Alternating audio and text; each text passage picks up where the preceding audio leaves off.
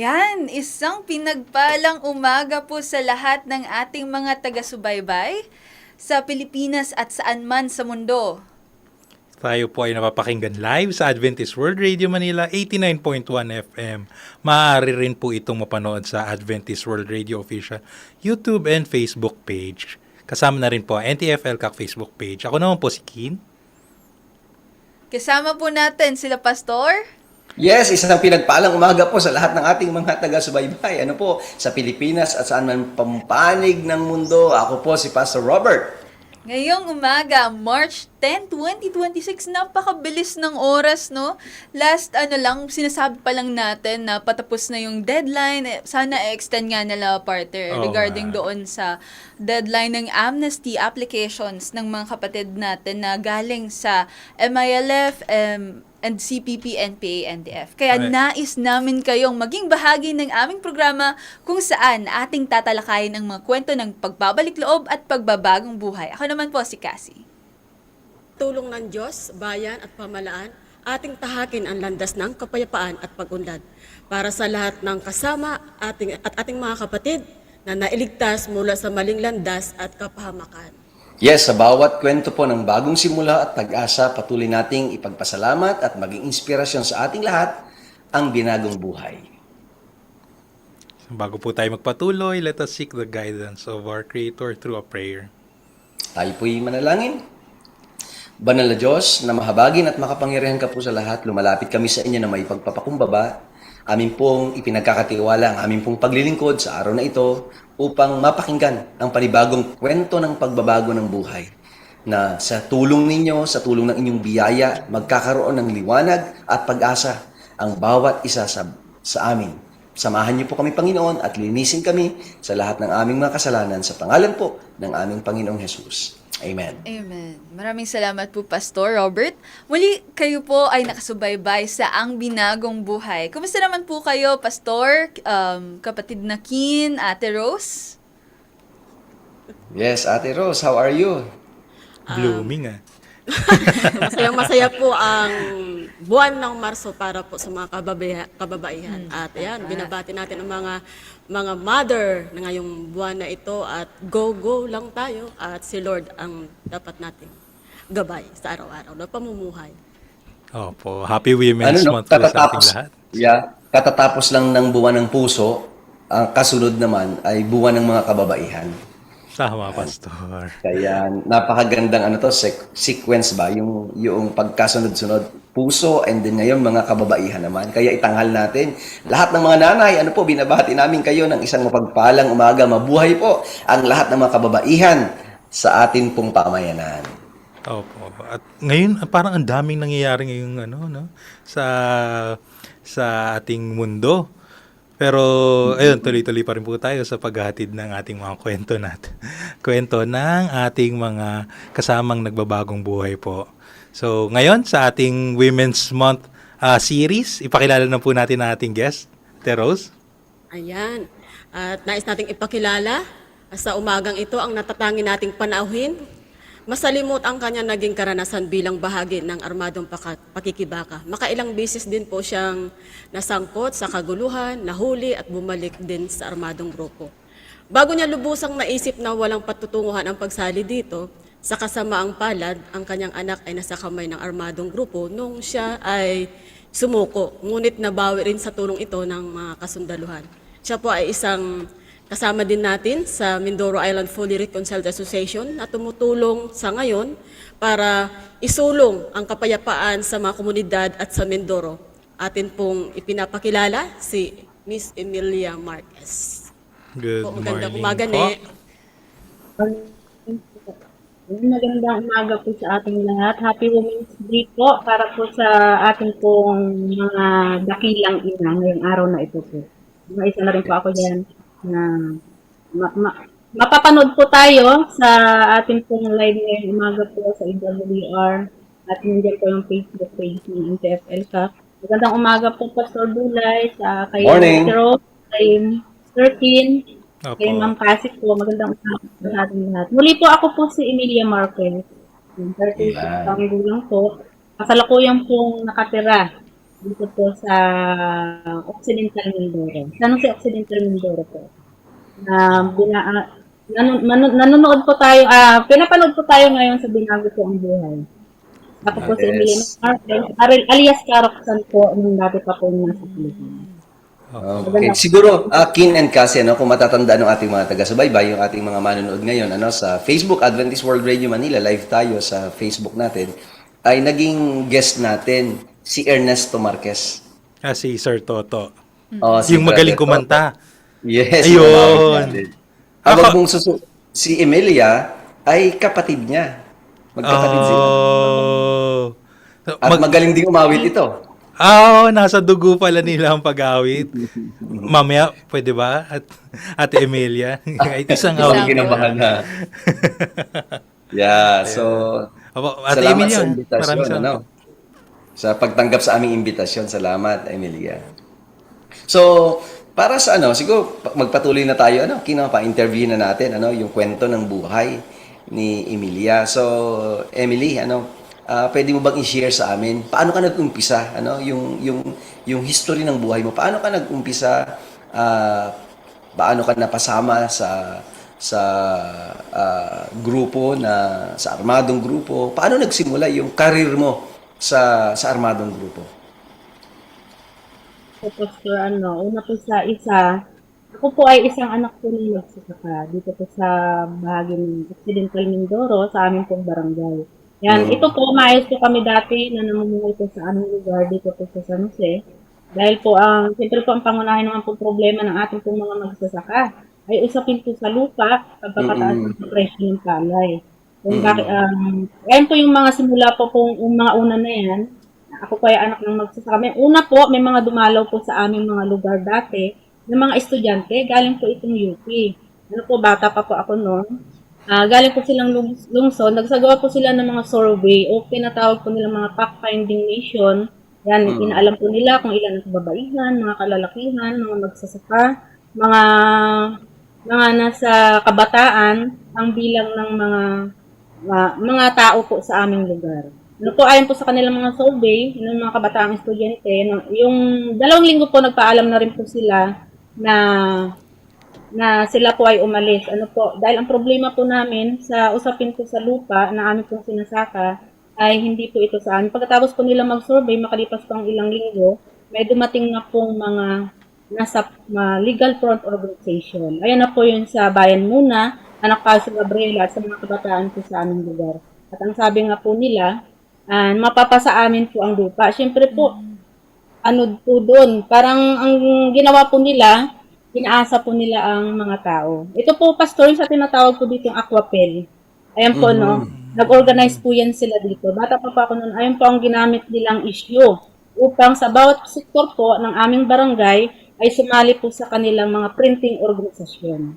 Mga printing grupo. Yan po ang nangyari dahil sa mga matatamis po nilang mga salita at mga panlililang po, ako po ay na-recruit at ang aking mga Sabay-sabay ba kayo nila Toto noon? Sabay-sabay kayo na sumampa o yung mga panahong iyon?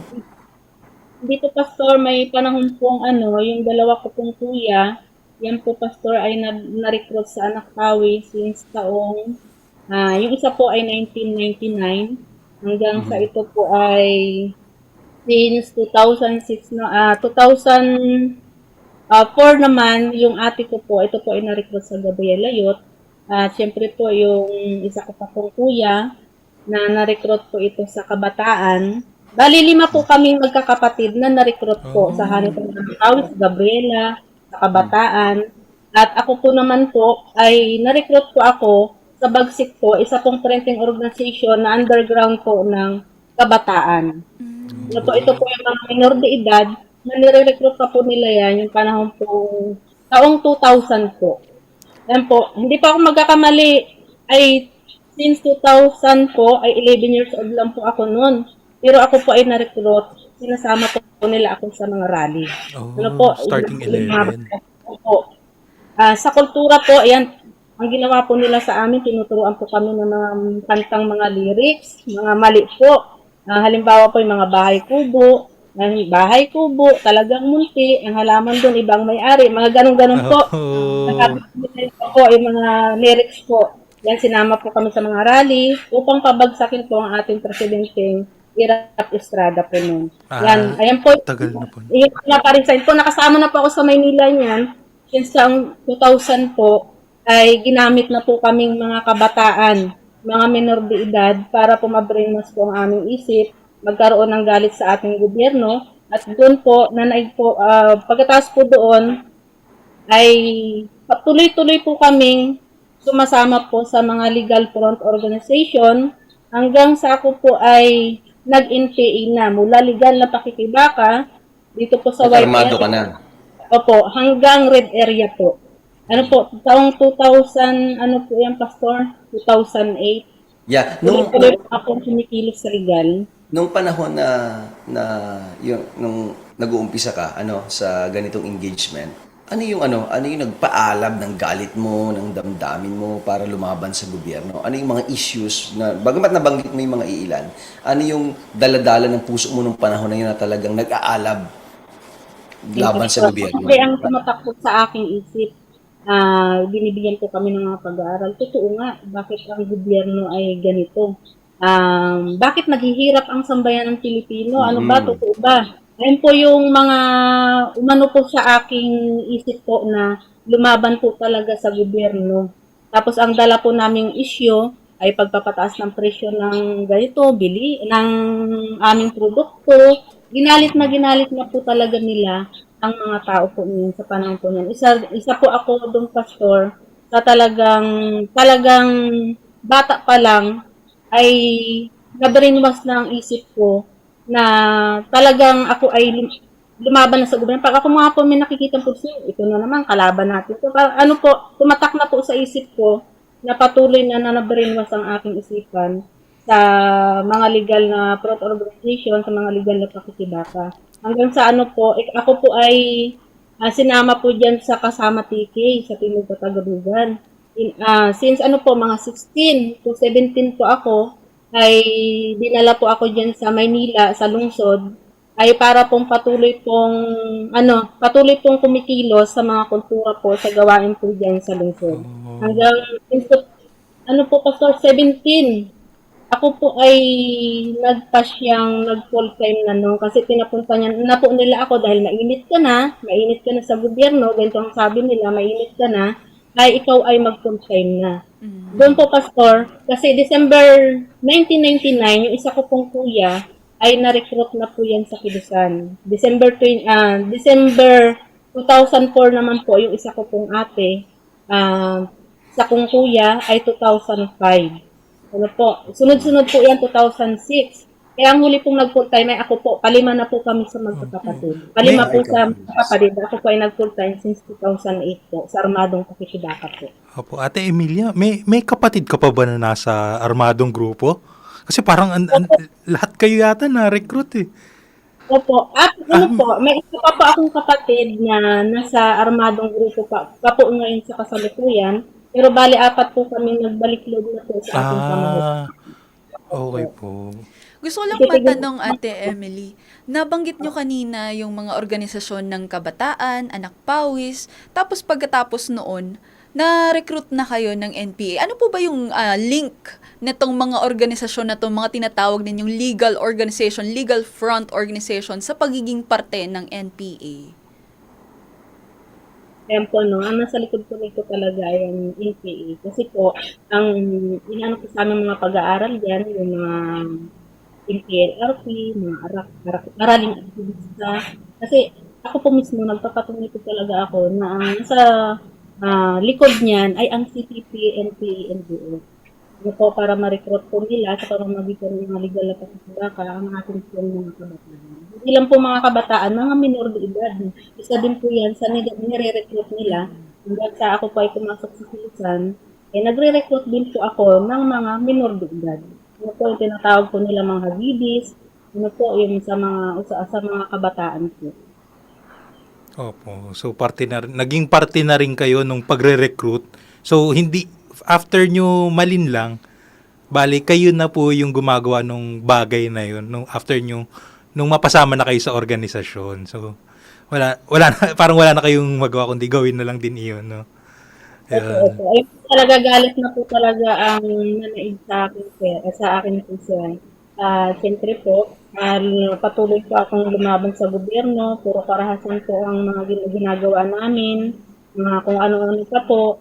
Kaya, yun po ang nangyari sa akin. Hanggang sa, ayun po, mga naranasan ko na yung mga hindi ko po naranasan. Nakala ko po, gaganda ang buhay ko sa NPA. Yung pala po, napakasalimuot ng aking madadatnan po doon sa Quezon. Opo, maraming salamat po Ate Emilia. At sana marami nakakapanood itong episode na to, lalo na yung sa kapatid ni Ate Emilia na nasa kabundukan pa.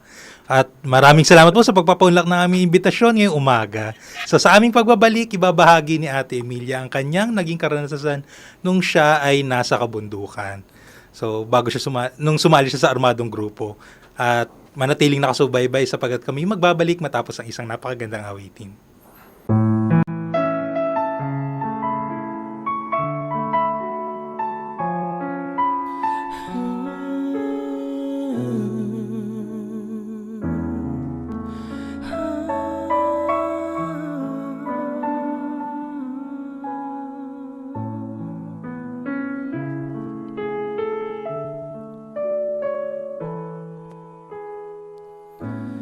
Narito ako, Panginoon, nag-iisa't nalulumbay. Hindi batid ang aking gagawin, ako'y gulo ang isipan. Ang bukas ay di ko alam, di rin alam ang gagawin ngayon. Ang kailangan ko'y kaagapay sa paglimot ng kahapon, maging madilim man ang gabi, ay darating din ang umaga. Huwag mag-alala, magtiwala sa Kanya. Kung ano man ang gumugulo sa isip mo,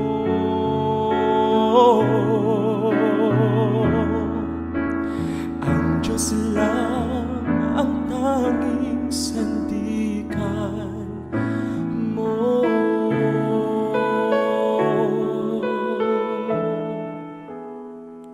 Kaibigan ko, huwag malumbay, kahit ika'y nag-iisa.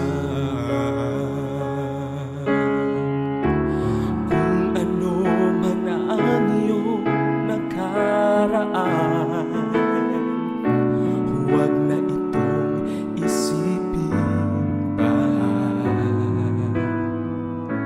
Ang bukas ay di mo alam, ngunit di ka dapat mangamba. Hindi Kanya pagpabayaan, ialay ang lahat sa Kanya. Maging madilim man ang gabi, ay darating din ang umaga. Huwag mag-alala, magtiwala sa Kanya. Kung ano man ang kumugulo sa isip mo,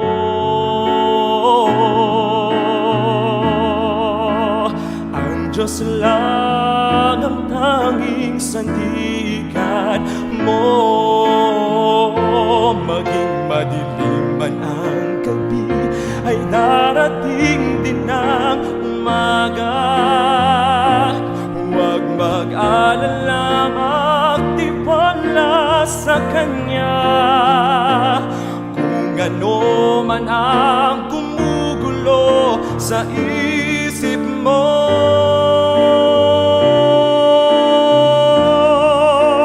Ang Diyos lang ang tanging,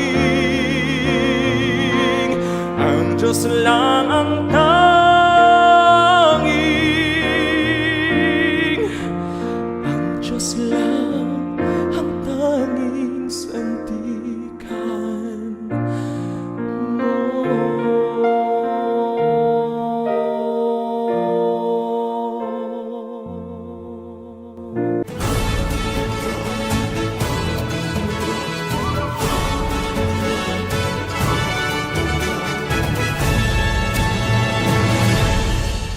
Kayo po ay patuloy na nakasubaybay sa Ang Binagong Buhay. Muli, kasama po namin si Ate Emilia na kung saan ilang taon din po siya sa Kilusan at 5 sa kanilang magkakapatid ay na-recruit sa NPA. Oo. Kaya balikan natin si Ate. Ate Emily, gaano ka katagal sa armadong grupo at ano po yung naging tungkulin mo doon? Ayan, good morning po ulit sa lahat. Ano po, ako po ay talagang pumilit po since 2008, 2017.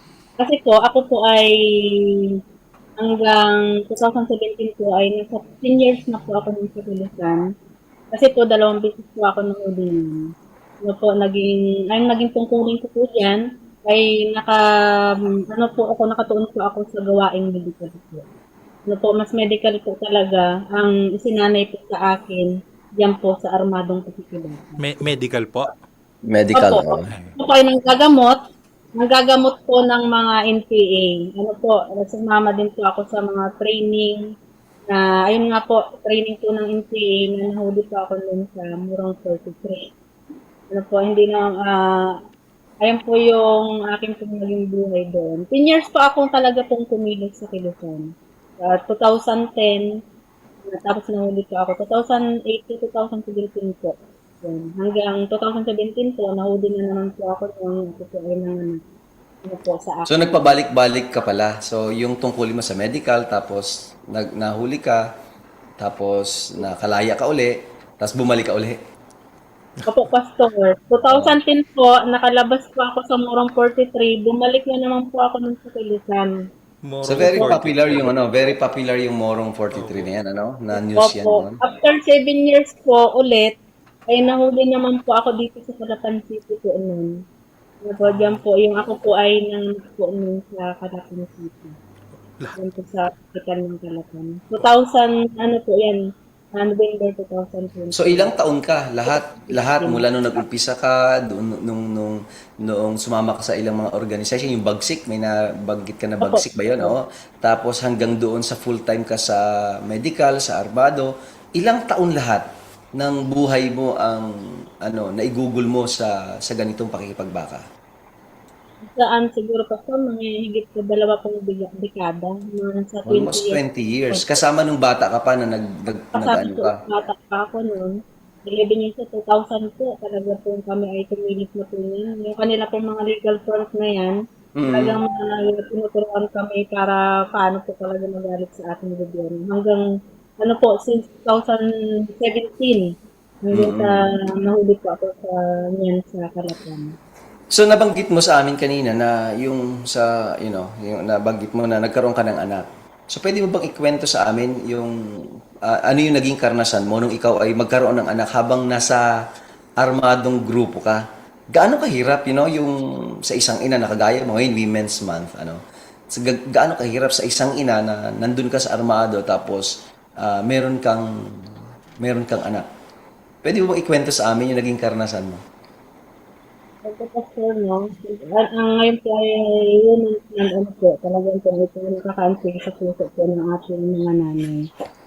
Balikan lang po natin, Pastor, yung, since po kasi, ito po yung 2010 po, ayan po, nahuli po ako sa Murong 43. Ayan ako, since 2010, nakalaya po ako, bumalik naman po ako sa ating Kilusan. Tapos pagkatapos po niyan, Pastor, ay bumalik naman ako sa Kilusan. 2017 po, after 7 years na huli ako din po sa Calapan. Ayan po yung naranasan ko po talaga sa Kilusan, Pastor. bago po maging bilang talagang isang ina. Ito po ay buntis po ako ng sa Kilusan. Ano po, dahil po din sa Kilusan, 3 months pa lang, yung ibang mga officer ay nilalabas na po nila. Pero ako po talaga ay may ginagampanan pang tungkulin mo. Ano po yung hindi ko malilimutan, hirap, pagod po ang aking naranasan po doon. Since lumabas po talaga ako, Pastor, ay 8 months na po ang aking tiyan. Ano po, na nilib po talaga nila ako. Ano po, ito po yung panahon po niyan, naranasan ko po dyan yung maglakad ng maglakad. Ako, napakalaki po ng tiyan ko. Tapos may gaganapin ko pang isang tactical na opensiba dahil wala pong maghahawak ng medikal. Wala ko po ang nakapag-training ng mga combat medical. May mga karanasan po ako sa matagal na panahon sa medical. Hindi po talaga ako pinaalis yan ng isang officer. Pero ginigit ko po noon, na gusto ko nang mag-lead. Dahil lang yan po, ay since 8 months na po. Ayan. Yan. Praise Sila God po. kasi walang nangyari sa'yo, Ate Emily, nung mga Tapos time sinabi na po ako, yun. yan, opo. Sinama po ako sa PO pa.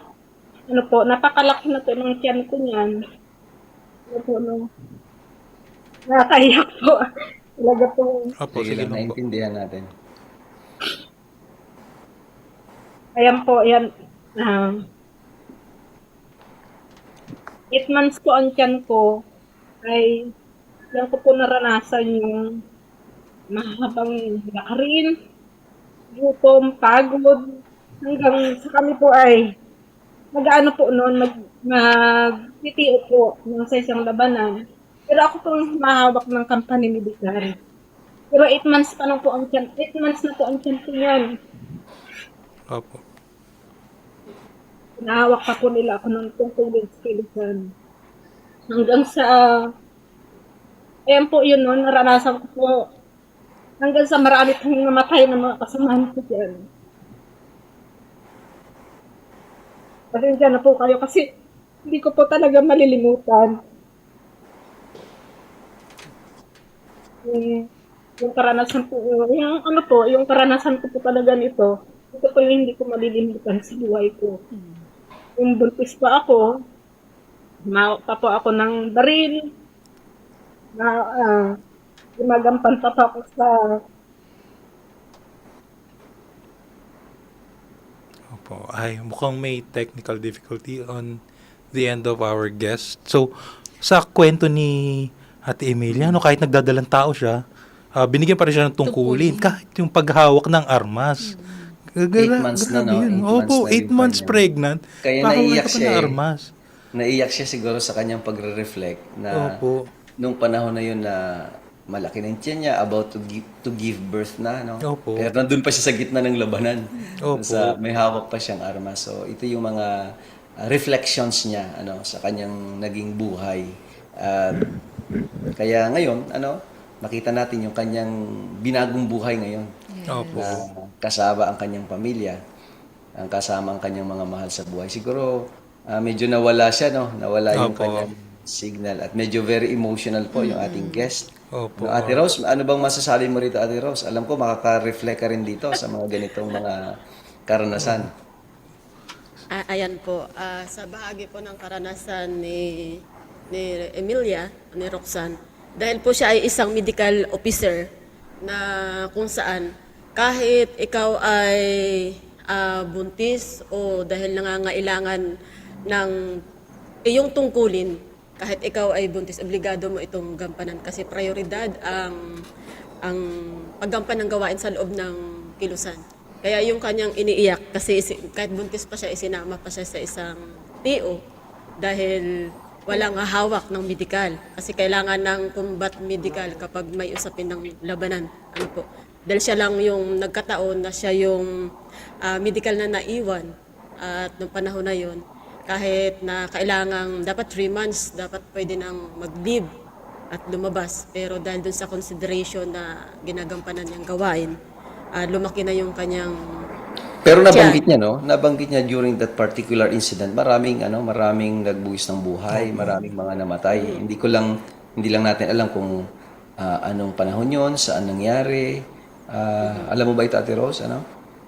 just to refresh our memory dun sa kung saan itong labanan na to o mga kababayan yan natin ang kasi- nagbuwis ng buhay. Yes. Hindi kasi yan, Pastor, maiwasan dahil ito ay labanan, digmaan. Kasi ang nagkandak ng labanan o tactical na opensiba ay ang kilusan, ang armado. So, ibig sabihin, yung paraan ng raid at ambush ay nakataya na talaga, tinataya na yan ng kilusan ng may mamamatay. Ano po? Kaya ang mga medical, kailangan kasi, tinuturo kasi sa loob ng kilusan na kailangan ay ikaw ang bilang medical, ikaw ay malakas ang iyong fighting spirit. Kaya kailangan talaga na hindi ka makitaan na kahit na may nasugatan o may namatay sa harapan mo, kailangan ay panindigan mo ang iyong tungkulin kahit masakit sa iyo, kahit na may namatay lalo't higit. Kailangan mo talagang iprioridad na magbigay ng first aid, ng gamot, hindi lang sa mga kasama, maging dun sa mga kalaban na sugatan sa oras ng labanan. Kaya kumbaga sa kanya bilang yung nararamdaman niya kapag may kasama sa harapan mo na sugatan at namatay sa kamay mo, sa medical may tama yun. May psychological effect din po yun sa mga medical dahil siyempre ilang taon niyang kasama sa pagsalo sa pagkain sa araw-araw tapos biglang may mamamatay. Kaya kadalasan kahit nasa medical sabihin mong mataas man ang iyong pagtangan sa tungkulin, pero kapag puso na at may namatay sa harapan, yan yung kadalasan Traumatic pa rin, ano? yung trauma Nakakatroba na sa kanila. O kasi kahit ikaw medical, kahit ikaw ay may trauma, dapat ang sinasabi lagi ng higher, dapat hindi ka magpakita ng emotion. Hindi ka dapat ang manguna. Bagkos tuloy pa rin, go pa rin, command pa rin, at kailangan mo maisalba ang buhay. Pero sa kabila nito, meron talagang dinadanas ang mga kasama, ang mga medical ng hirap, hindi lang sa physical, hindi lang sa isip, maging yung kanilang kalooban ay tinatamaan din. Kasi si Emily, si Roxanne, ganyan yung nangyari sa kanya. Kaya yung may epekto sa kanyang anak. Siyempre nagbubuntis siya, may epekto din yun sa kanya. Dahil excited siyang magkaroon ng anak, matagal silang hindi nagkaanak. Pero dahil nandun sa labanan, yung emotion, yung problema, yung epekto, ay doble-doble yung tama sa kanya sa panahon na yan. Kaya hindi niya hanggang ngayon hindi niya malilimutan pa rin kasi Kaya very emotional talaga siya sa pag-share. habang lumalaki yung anak niya, naaalala niya yung karanasan niya. Siyempre, naranasan pa niya sa panahon ng panganak, doon pa siya nahuli. Dahil siyempre, pag anak kasi, dapat 3 months, mula sa maternity leave, pagkapanganak mo, bumalik ka agad sa kilusan na higit ikaw ay may tungkulin. Pero dahil siya ay isang ina, gagampanan man niya yung tungkulin niya bilang ina, pero pag tawag na yan ng pangangailangan, tawag na yan ng tungkulin sa loob ng kilusan, obligado siyang bumalik. Nagkataon namang hindi siya nakabalik. Dapat ng oras na yon, bago siya mahuli, ay dapat siya ay bumalik na. Ayun, nagkataon dahil may sakit yung baby niya. Doon na, nangyari na sa kanya. Ano po? So mas pinili niyang gampanan na lang siguro yung tukulin niya bilang ina. At makita natin dito na wala talagang pinipiling Exemption. biktima ang karahasan. Kahit hindi ka minsan kahit medical medical personnel ka dun sa armadong grupo, syempre magkakaroon ka pa rin ng traumatic experience, di ba, para maiwasan talaga na maging biktima talaga nitong armadong pakikibaka at karahasan talaga. Kaya ayun, so sa amin pong pagbabalik, ipagpapatuloy po ni Ate Emilia ang kanyang paglalahad ng kwento bilang isang ina na naging bahagi ng armadong grupo, no? At sana marami nakakapanood nitong episode na to. At muli nais naming ipaalala ang deadline ng amnesty application para sa miyembro ng CPP, NPA, NDF. Ito po ay sa March 13 na. Ito 3 po, days na lang ba? malapit na. 3 days? Opo, 3 days na lang. 3 days na lang. Ayun, sana po maraming nakakapanood. At this is an appeal to all of our countrymen, mga kapatid natin na linlang na maging bahagi ng armadong grupo. So, yun. File na po tayo ng amnesty application. Samantalin natin ang pagkakataon ito para makapagbagong buhay po. So, sa aming pagbabalik po, ikukwento ni Ate Emilia ang kanyang karanasan sa armadong grupo. Magbabalik po kami matapos ang ilang paalala.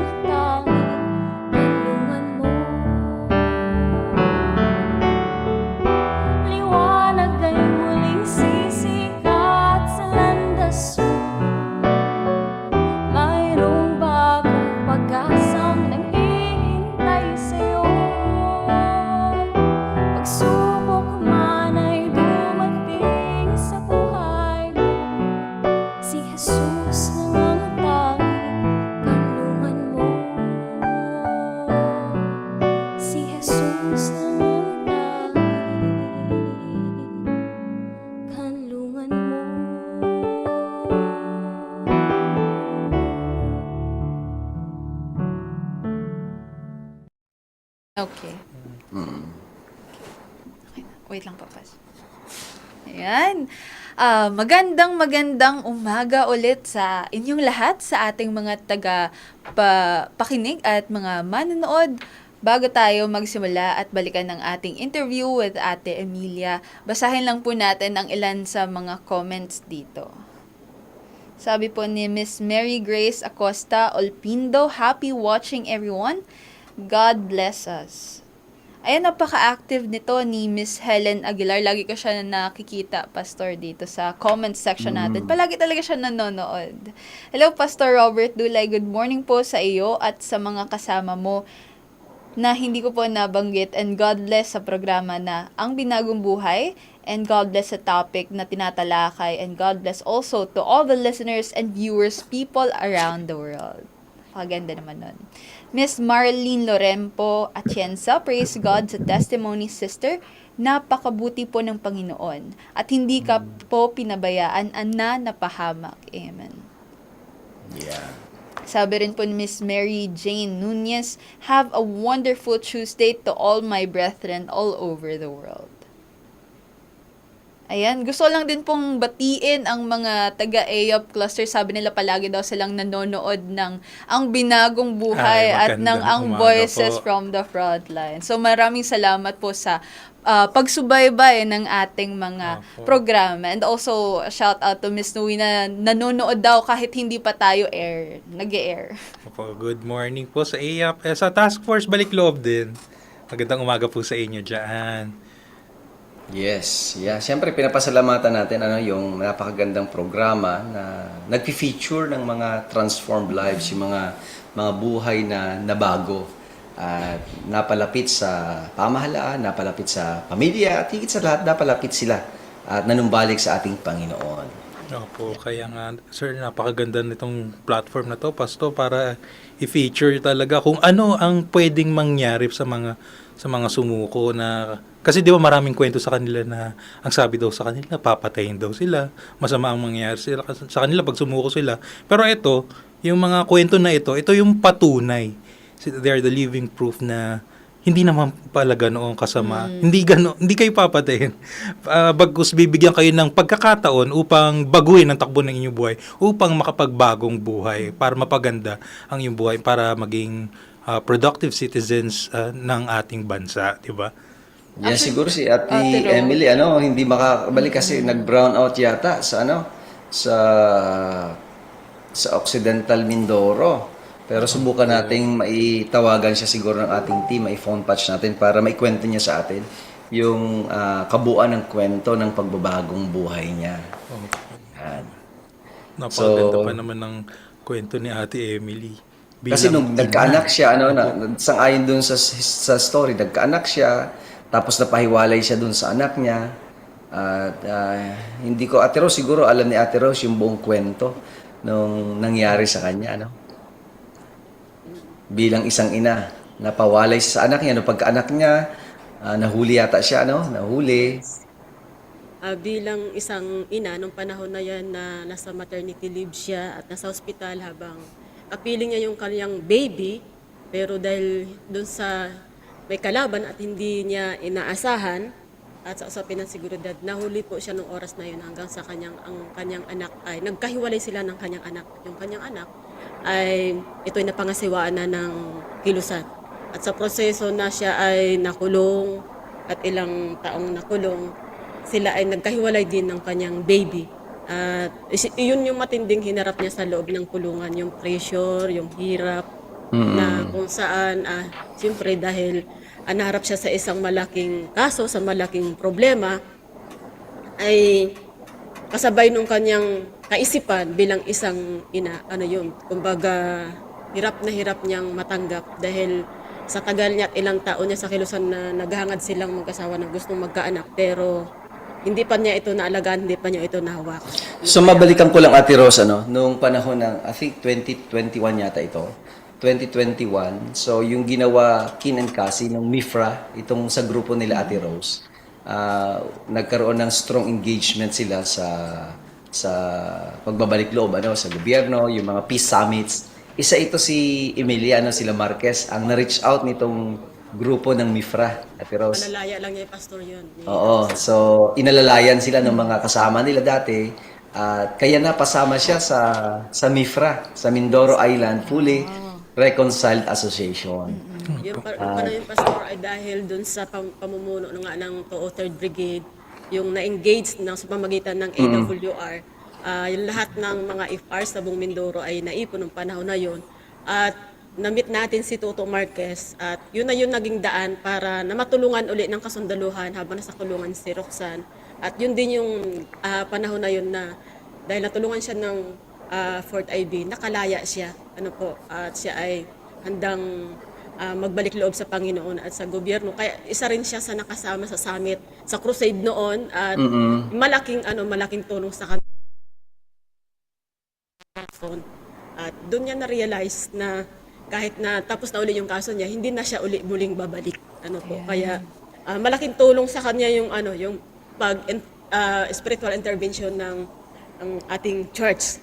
Dahil isa yun sa nakatulong sa kanya para yung kanyang dinanas na sa usapin ng isip, sa kanyang pananaw at yung galit niya. Ito yung nakatulong sa kanya para maunawaan niya ang mga bagay-bagay at matanggap niya ang mga realidad at lalo't higit doon siya natutong ipagkatiwala niya sa Panginoon. Kaya doon siya nagkaroon ng na kailangan niyang ipagkatiwala sa Panginoon at sa gobyerno at silang magkakapatid ay sama-sama at tutulong para maibalik din uli sa kanya yung kanyang anak. Opo, Ate Rose, maraming salamat po doon. At muli po nagbabalik si Ate Emelia via phone patch po.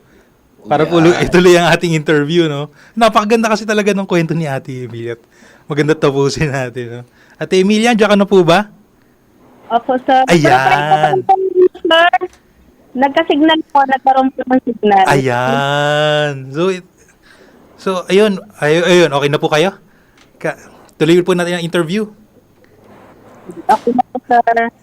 Ayan. So, Ate Emilia, ayun, tuloy po namin pinag-uusapan ng buhay ninyo, no?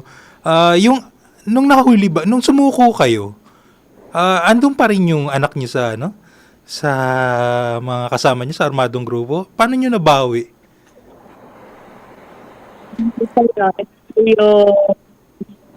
Yung po, sa akin po anak. Medyo napuputol-putol po. Napuputol po. Medyo signal, sir.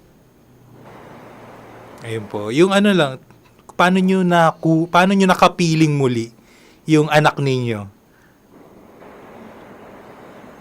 Ayun po ito po yung sabi ko.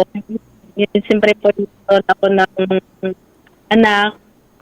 Ayun po, mahirap po talaga sa akin bilang medyo putol-putol, Okay ba? Narinig ba na ng ayos? Pero sa akin, on my end, putol-putol yung kanyang Opo. Pero sa po, tapos pa rin pumasok sa po. Sige, subukan mo siguro mag-connect ulit doon sa Zoom kung makakapag-connect ulit siya. Kasi medyo putol-putol yung linya niya sa cellphone. Opo. Sige, pass. Siguro habang inaantay natin si Ate Emily na makabalik at magkaroon ng mas maayos na connection para mas marinig natin ng maayos yung mga nangyari sa kanya at maibahagi sa mga nanonood at mga tagapakinig natin. Basahin ko muna siguro yung mga comments ng ilan sa mga nanonood po natin. Sabi po ni Jacob Lawrence, it's really frustrating for the terrorists NPA that they continue exploiting female members even at the critical moment of their pregnancy.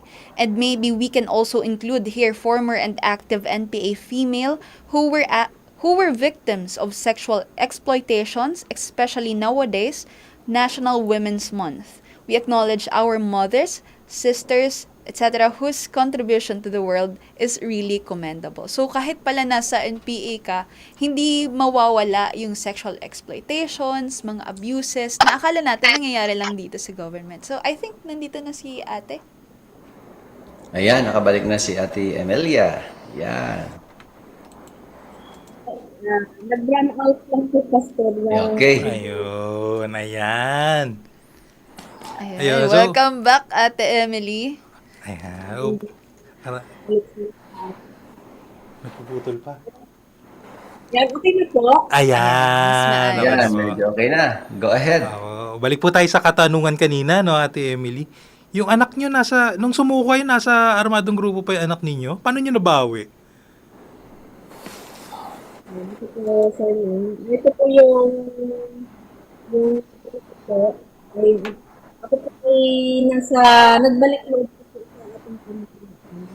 Ito po, sa kay ate po, nasa ano pa po, ito pa po ito. Yung, Medyo nagka-problema yung kanyang linya yata. ito talaga ito sa isang ano po, na kasi po ay panahon po ay Napapakinggan niyo ba? tinago po talaga. Kin and Cassie? Medyo mahina po. Okay na po, sir. Medyo mahina, Medyo mahina. Yung sounds mo, hindi ka namin mapakinggan. Ito po yung sa akin, anak ko naman po, ay sumuko na po ako nun sa ating pamamalaan. Pero ang aking anak po ay nasa aking grupo pa po. Dahil 4 years po, hindi ko ito makita. 4 years po, sa taong 2017 po kasi yung nahuli ako, ay 3 months pa lang po ang aking anak. Tapos, nung nahuli po ako nun, ay ang ginawa ko na sa anak ko ay itinago po ito ng pagkakarapan. Ano po, Itinago 3 months po. Wala. po. Itinago po ito ng mga nasa likod ko. Dahil nila, hindi ko po alam kung saan nila dinala, kung saan po nila itinago. 3 buwan pa lang po ang anak ko noon, 2017 po. Ano po, tinago ko pa ng ano po, sa madaling ano po, siyempre po, nagtatanong po ako sa pamilya ko. Subaybayan niyo naman yung aking anak. Wala. Nasa loob pa po ako yung tulungan ko yan. Pinakamonitor ko yung anak ko. Eh, wala po po silang kung saan. Tapos ito po yung may isa ko pong kuya, sabi niya, may lead siya na kung saan yung anak.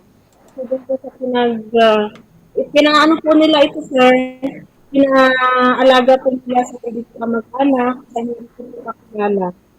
Ano po, sa hindi ko po pamilya. Doon po nila inilagay yung aking anak. Ano po, sa loob po ng mag-aapat sa kainsan, ay doon po nila nilagat ng aking anak. Nilagat po nila.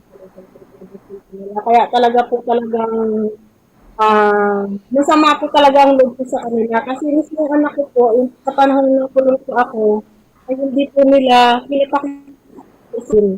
Sa 4 years and 6 months po na yan. At isang beses po ay hindi lang po nila dinalaw sa akin sa loob po ng kulungan. Yan po kasi ako na commit sa may bansa po. Yan po. Yung lumaya na po ako 2021, yan po, nagsikiatuto po, sabi niya. Alam ko na yung anak mo kung nasaan na. Hindi nagkaroon po kami ng leave. Dahil po sa tulong po ng ating pamahalaan, ano po, hindi na po tayo mag-minister ng ano po. Sa tulong po ng ating pamahalaan, ay agad po namin itong pinuntahan kung nasaan talaga siya. Kasi ang palatandaan ko lang talaga sa aking anak, may palatandaan po kasi talaga siya. Yung binigay talaga siguro po ng ating Panginoon yun para maging lead po, para makuha ko siya. Ito.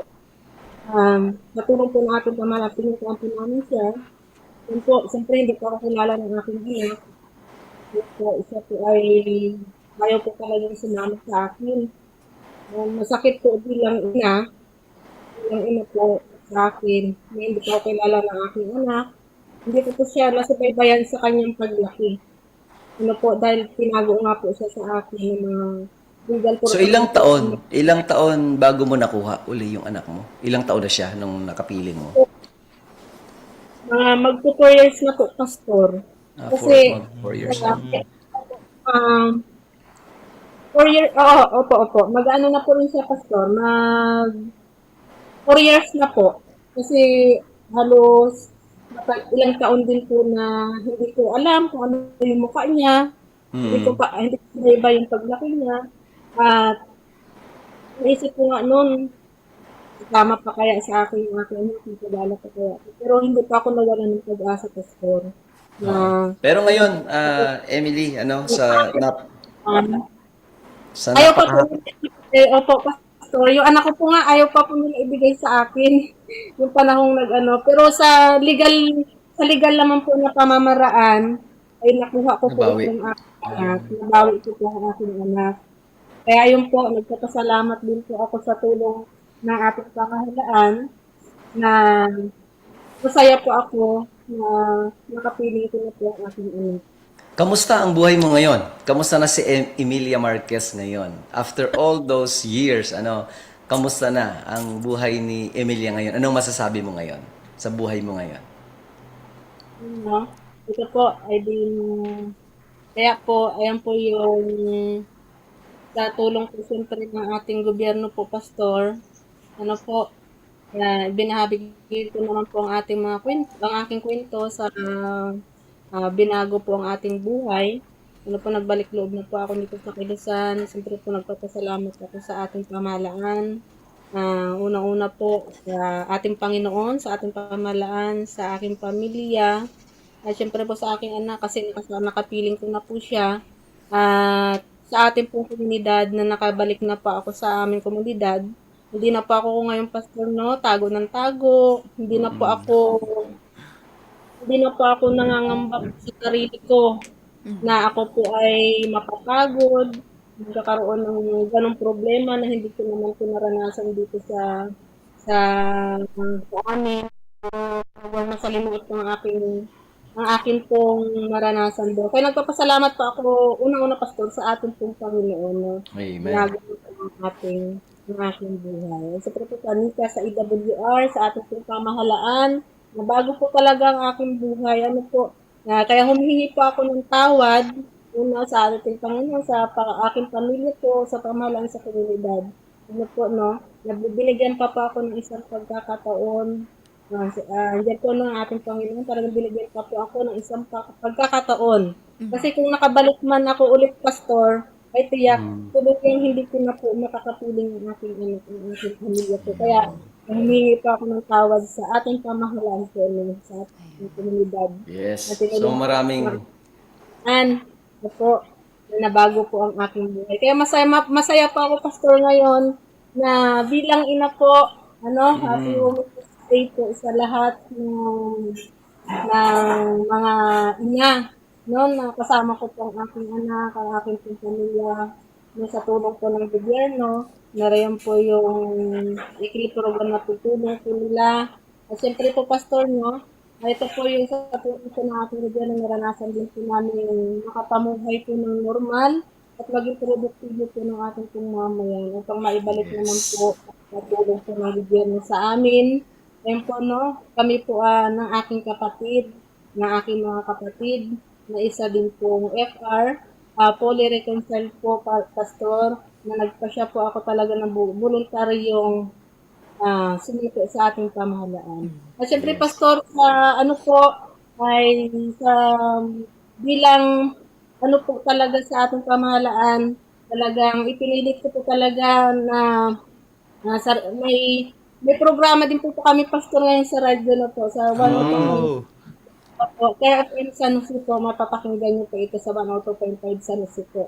Ito po yung Pastor, sa pamamagitan po ng programa namin, ibinabahagi po namin dito sa radyo, na ibabahagi po namin kung paano po kami na-recruit, kung paano din po ginalit, laban po sa gobyerno, upang ang ating pong mga tagapakinig at mga manonood po ngayon, siyempre po sa aming pong programa ay hindi na po malinlang na sumaki po sa mga teroristang grupong ito, lalong-lalo na po ang ating mga kabataan at ang mga katulong mangin. Yes, so maraming salamat. Maraming salamat. Wala na tayong oras.